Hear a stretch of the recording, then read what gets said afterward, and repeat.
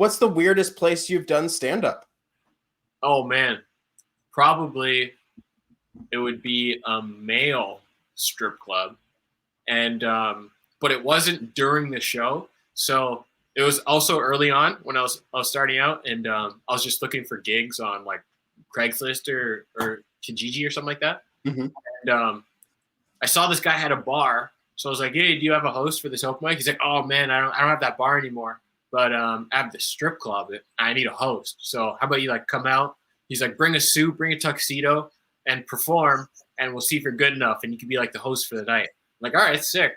So I go and I buy like some shitty like tuxedo shirt and like put on a suit, and I go to this guy's strip club, and I go downstairs, and there's 5. So there's like a painter who's painting. There is somebody behind the bar. There's a strip club owner who looked like exactly how you would picture a strip club owner to look. Like track jacket that's opened up, the chain, and he has like a stripper sitting on his lap, like hair coming out his chest, like greasy hair and everything. And then there's 5 male strippers who are practicing on the stage. And there's 5, 6, 7, and there's like going the thing, and like one of them was like getting mad and shit like that. And then the guy's like, "All right, everybody stop, hold on, the comedian's here. All right, sit down. All right, buddy. All right, perform." And then like I performed for like these 5 male strippers, a painter, a bartender, and like this other stripper. And then like I did like 10 minutes, and it was extremely uncomfortable. And was that it? Like, laughed. I think the painter laughed maybe at one joke, but the guy was like, "Yeah, I don't know, man. I don't know if you got the chops yet." And that was it. Like, and you're like, "Thanks, strip club janitor. I appreciate you." Yeah.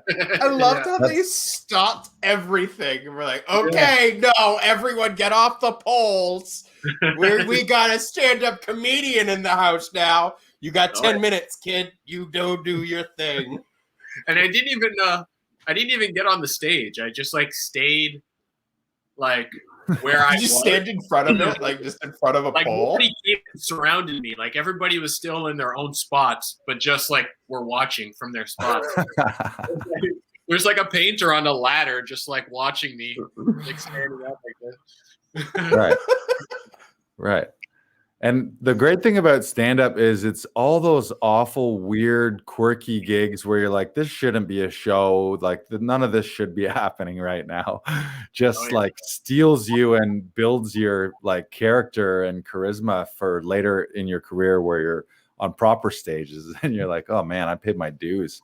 But it gets you used to everything. So because I always found with stand-up is you never know what you're going to get. And that's what's fun about it. And then as a result, after you've done it for a while, nothing ever surprises you anymore. You're just, and often you go in like, it's almost better to have 0 expectations or low expectations. Cause some of the most disappointing times are when you're on the road and in your head, you're like, maybe it was a nice poster and the venue is nice or something, or you heard that the venue was nice.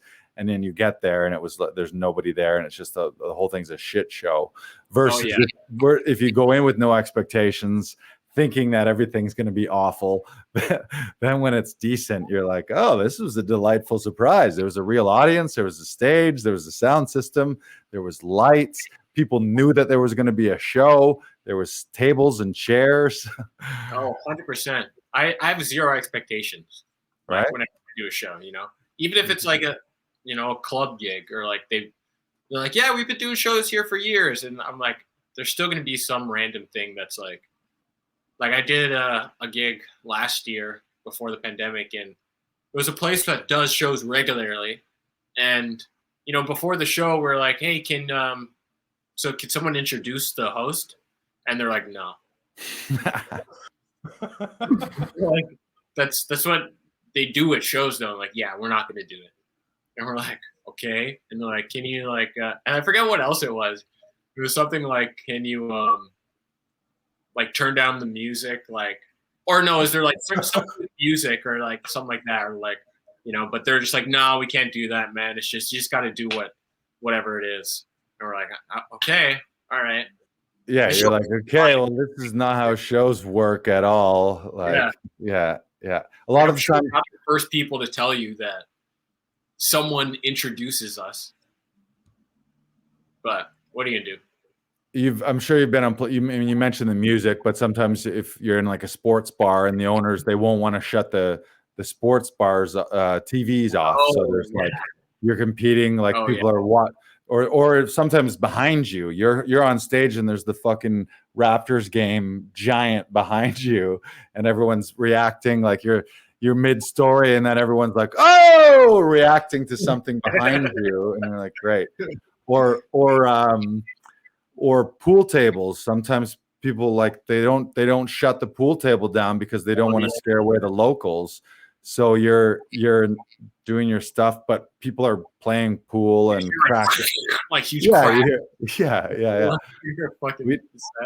I did one where literally when we got there, the stage was stage, then a pool table, then the tables. So there was a pool table between us and all of the crowd and all of the tables and chairs. And we're like, why did you put the stage behind the pool tables over here? But we just had to do it. Like, oh, well, it's the only place we knew where to fit it.